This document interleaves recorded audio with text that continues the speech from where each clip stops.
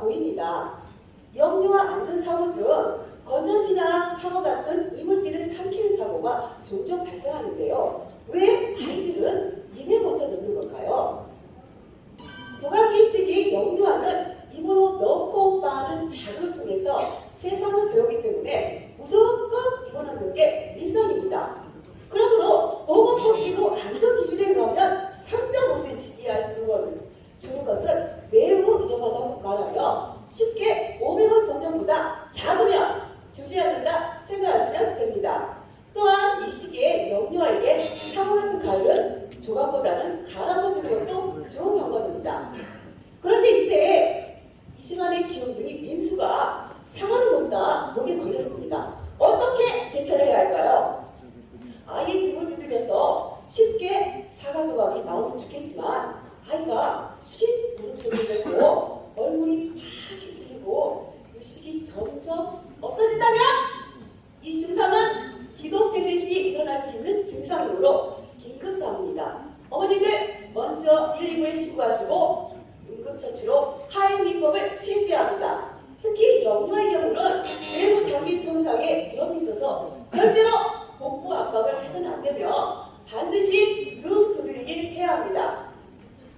자세한 역류와 하행요법을 영상과 보조 강사의 시연을 함께 보면서 배워보도록 하겠습니다. 영아의 하행요법 어떻게 할까요? 첫째, 상태 확인 후 119에 신고를 합니다. 둘째, 허벅지 위에 머리가 아래를 향하도록 엎드려 놓은 뒤 손바닥 아래쪽으로 양쪽 날개뼈 중앙 부위를 세게 5회 두드립니다.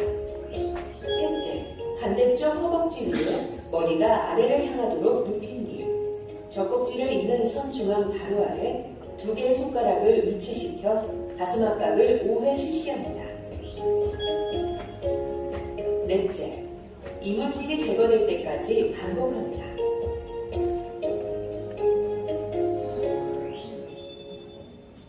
여러분, 영상이 도움이 되셨나요? 네. 하행요법은 특히 초보 엄마 아빠들이 아이를 키우면서 반드시 알고 계셔야 할 응급처치법입니다. 꼭 기억해주세요. 네, 다음은 욕실로 가서 어떤 위험인지 알아볼 건데요. 가는 도중 또 다른 위험이 보입니다. 화면처럼 아이의 손가락이 문틈에 끼이는 사고가 종종 발생하는데요. 아이를 못 보고 문을 닫아버리거나 바람에 문이 쾅 하고 닫히면서 손가락 골절로 이어지는 경우가 있습니다. 이때는 화면처럼 문 닫힌 방지 틀이나 문틈 커버를 사전에 끼워준다면 아이의 손가락 문 낀 사고는 예방이 가능하겠죠. 네, 다음은 욕실로가 어떤 위험인지 보겠습니다. 미끄러져 버리는 바다, 물이 가득 차있는 욕조가 매우 위험해 보입니다. 역류아는 상대적으로 성보다 머리가 커서 균형 잡기가 어려워 자주 넘어지고 미끄러진 사고가 발생합니다. 그렇다면 아이의 미끄러진 욕실 사고는 어떻게 하면 예방이 가능할까요? 네, 화면처럼 욕실 바닥에 미끄럼 방지 패드를 깔아주는 것만으로도 아이의 욕실 미끄럼 사고는 예방이 가능합니다. 다음은 욕실 안전사고 중 아이가 욕조 안에 혼자 있다가 뒤로 넘어져 물에 잠기는 입수 사고가 있을 수 있으니 절대로 아이를 혼자 둬서는 안 되며 이때는 아이 전용 욕조를 사용하고 아이를 안을 때는 손으로 감싸 안아야 미끄러져 아이를 놓치는 사고 또한 예방이 가능합니다. 이제 주방으로 가서 어떤 위험인지 보겠습니다. 어머니 아버님, 주방의 위험 요소가 보이시나요? 네. 네, 뜨거운 물이 끓고 있는 커피포트를 아이가 잡아당기거나 보호자가 놓쳐서 아이가 다치는 경우도 있습니다. 그 밖에 요리에 사용되는 뜨거운 냄비나 밥솥들이 있어서 화상사고 위험이 가장 많은 공간입니다. 그런데 이때 이 집안의 귀염둥이 민수가 부엌에서 놀다가 뜨거운 불에 매이는 화상사고가 생겼습니다. 어떻게 대처할까요? 어머님들 당하지 마시고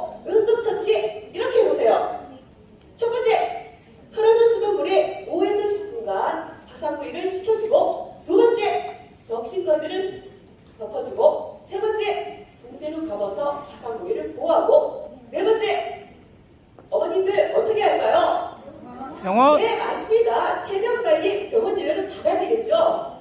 그리고 여기서 한 가지 주의점이 있습니다. 화상 부위에 바디를 빨리 빼려고 화상 부위에 얼음을 직접 엎는 행동은 피부 손상과 2차 감염을 이어져 매우 위험하오니 반드시 기억하시기 바랍니다. 지금까지 거실, 욕실, 주방까지 여러분과 함께 살펴봤는데요. 다음은 지금까지 학습한 내용을 영상 속 신나는 율동과 함께 기억해 보도록 하겠습니다. 앉은 자세로 따라해 주세요.